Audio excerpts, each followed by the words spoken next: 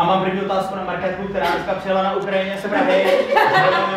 Jenom jaký bys si chtěla si vybrat mikrofon, jestli jahodový nebo multivitaminový, protože minule bylo takový faux s tím jahodovým, tak je to na tu který. Pro tentokrát si vybral multivitaminový. Ananas. Takže multivitaminový si vybrala, takže jahodový. Radši, a neotvírej ho. Bude zavřený. A chtěl jsem se jenom zeptat, ano.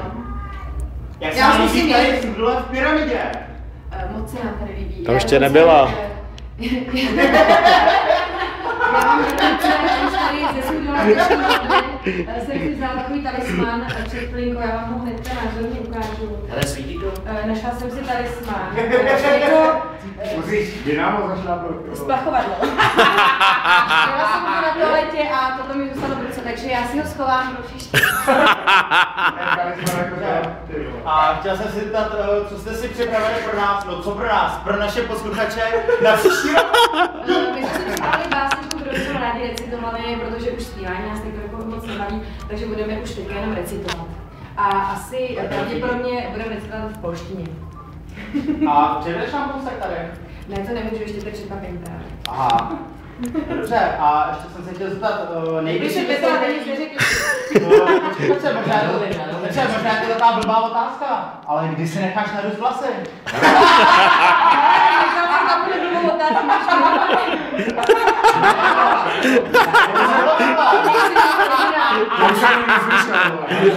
Já jsem za rok a půl nevymyslel nic nového, takže co?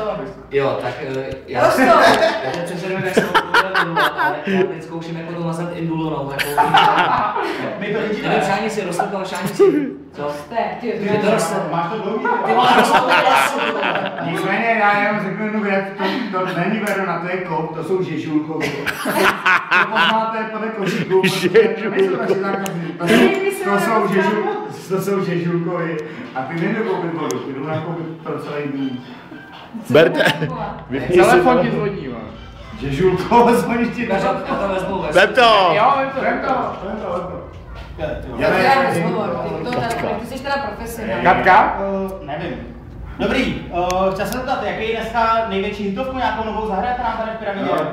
No tak zahrajeme.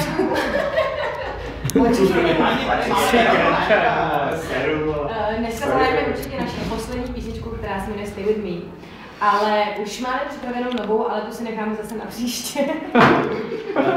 Za rok a půl. A zase za rok a půl. A bude... To jsou žežulkovi. Všichni ruce nahoru. No. Bude to hrát. Určitě jo. Jako asi uvidíme, no. Já myslím, že jo. Fakt nejsi sám, můžu tady chlastat. A ještě jsem se chtěl zeptat, strašně moc kluků, pojď sem, ať je to slyšet pořádně. Strašně moc kluků se mě ptalo na nějaký drink, byste tady dneska mohli pozvat, tak řekni pro příště, protože tady určitě bude znova. Který drink jako příště můžou kluci koupit tady. A počkej, ona nejde drink, a ona rovnou kýbl, jako kýbl vodky.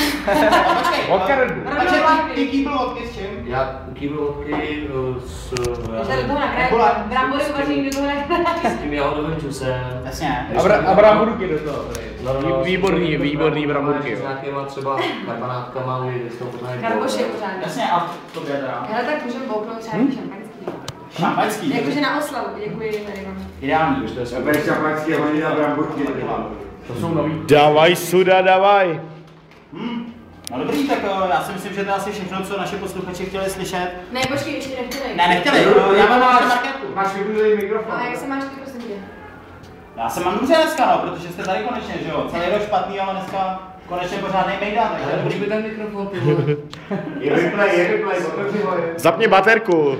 Otevři ho. Je tady šura, nevím, jestli už toho někde měli. Ještě Ne, ne. tohle ještě ne, já mám Sennheiser. Sennheiser, no to je nic. Budou. To je ten jahodový právě. Já bych pro závěr načesl tady Peťu. Ale dobře, ber to. To je strašně příjemný. Jsou žežulkovi.